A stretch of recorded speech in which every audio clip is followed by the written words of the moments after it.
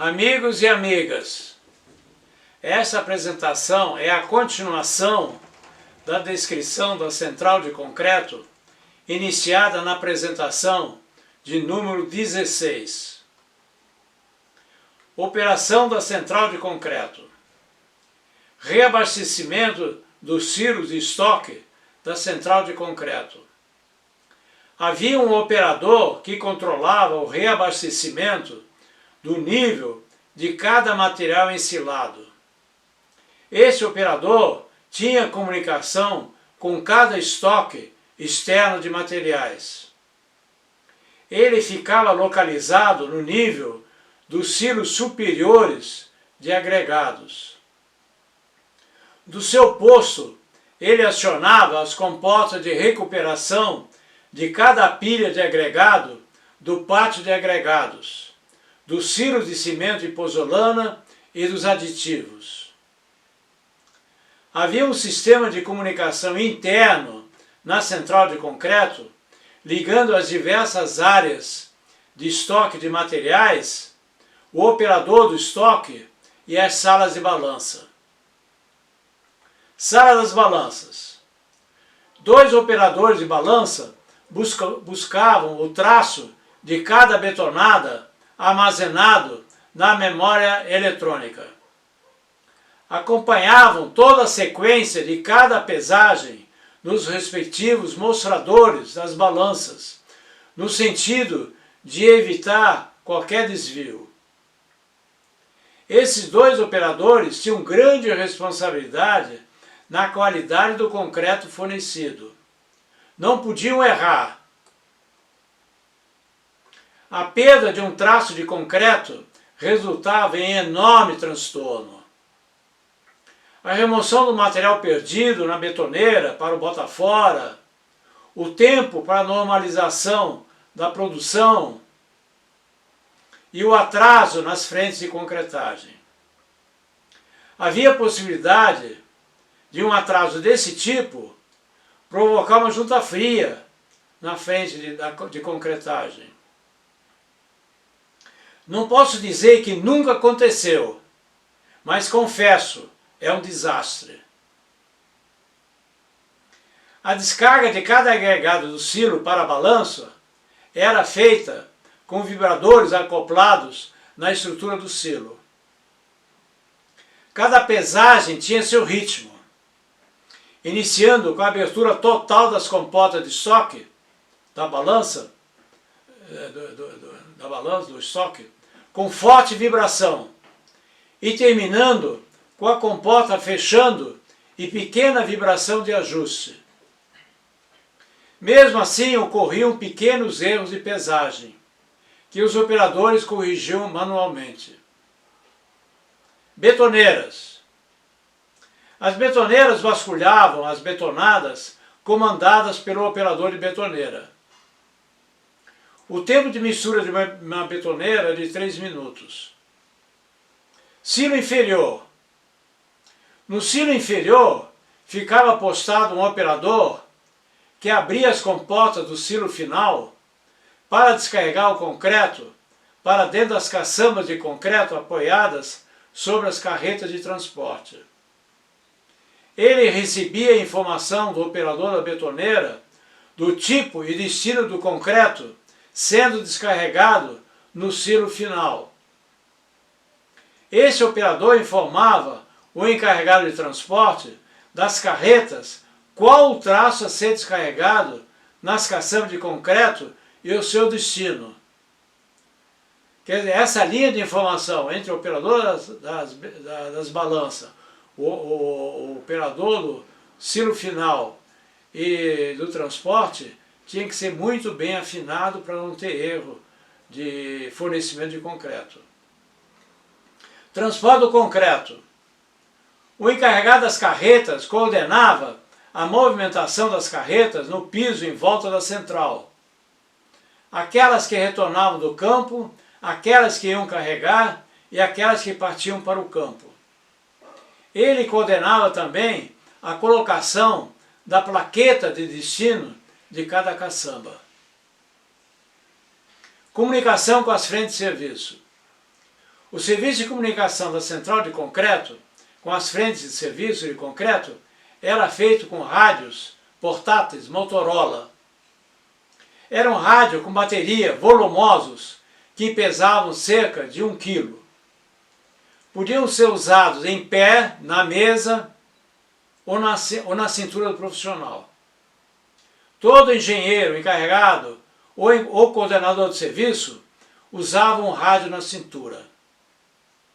As baterias tinham que ser trocadas a cada 12 horas de trabalho.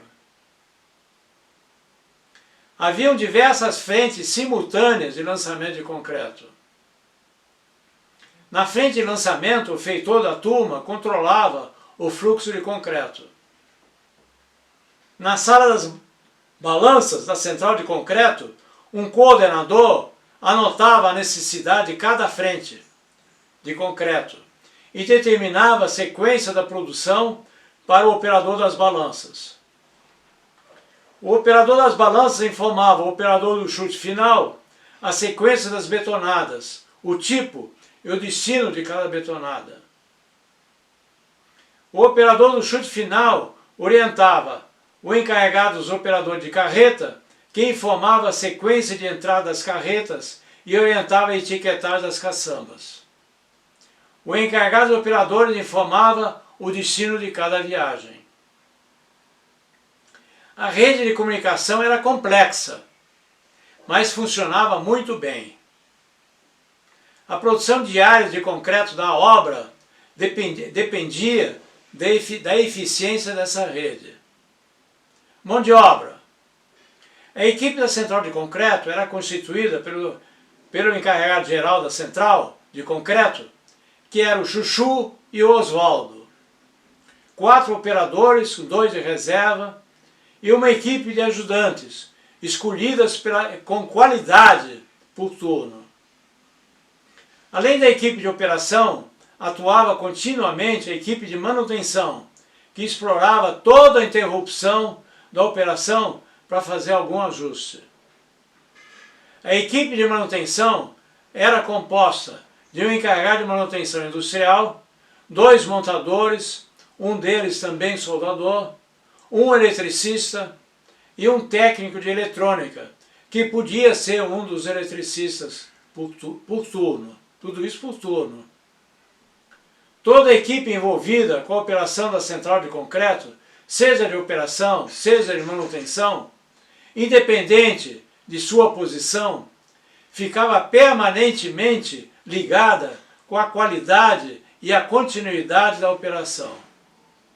Até hoje lembro da qualidade daquelas equipes. Registro da produção diária. A produção diária de concreto era anotada no início do turno do dia, em horário estabelecido. Frente por frente de lançamento, tipo por tipo de concreto, era copiada da memória do computador, confirmado pela fiscalização, e enviado para a sala de controle de produção, e dali era distribuído para todos os serviços, todos os setores interessados da Camargo Corrêa e da Celusa. Fiscalização. A Celusa exercia forte fiscalização na produção de concreto. A fiscalização era dividida em 2 áreas de atuação, e que eram qualidade da produção e serviço de laboratório. A qualidade da produção era subordinada à fiscalização de campo da construção. Era constituída por 3 a 4 técnicos por turno, que acompanhavam todas as etapas de produção da central de concreto e acompanhavam os comandos vindos das frentes de lançamento de concreto e sua remessa. Os comandos vindos do campo eram compartilhados entre o feitor de lançamento e o fiscal de lançamento. O serviço de laboratório compreendia verificação da umidade de areia, verificação dos lampes do concreto e moldagem de corpo de prova. Era constituída por uma equipe maior de técnicos a cada turno. Um técnico verificava e acompanhava a variação da umidade da areia e comunicava à sala de balanças. Os silos de areia, tanto superior como inferior, acima das balanças, possuíam dispositivos de medida da umidade de areia, que era registrada na sala de balanças. Esses dispositivos não eram 100% confiáveis. Fazia parte do equipamento da central de concreto. Após a ocorrência de uma chuva intensa, a umidade da areia ela variava 4, 5, 6%, o que prejudicava a qualidade das betonadas a serem pesadas. A areia dos silos era esvaziada e reposta com a areia do estoque com baixa umidade. Esse incidente ocorria com frequência no período de chuva entre novembro e fevereiro e prejudicava a produção de concreto. Outros técnicos eram responsáveis pela verificação dos slump do concreto. O slump era verificado com frequência. Quando aparecia uma inconsistência, a irregularidade era informada para a sala de balança. Geralmente a irregularidade estava ligada com a umidade da areia, já comentada acima. Na sala de balança era tomada a decisão sobre a mudança do traço do concreto na betonada seguinte. Outros técnicos eram responsáveis pelo preparo dos corpos de prova. Esses eram encaminhados a cada fim de turno, pelo visto acima, a fiscalização tinha diversas atividades. A fiscalização tinha diversas atividades. No piso da central de concreto havia uma sala onde eram realizados os serviços de verificação de slump e preparo dos corpos de prova. O concreto coletado pelo coletor de amostra era despejado por um tubo para a sala do laboratório de concreto no piso inferior. Aqui concluímos a descrição das atividades da central de concreto para fornecimento de um produto de qualidade e de forma a mais eficiente possível. A central de concreto é o coração da produção de concreto. Dela depende o sucesso da produção diária e mensal do concreto. Os demais serviços de preparo de forma, montagem, armação e de embutidos nada mais são que serviços preparatórios para permitir a produção de concreto de forma contínua e de boa qualidade. Não é sem razão que o Sr. Sebastião Camargo se preocupou em visitar periodicamente a operação da central de concreto.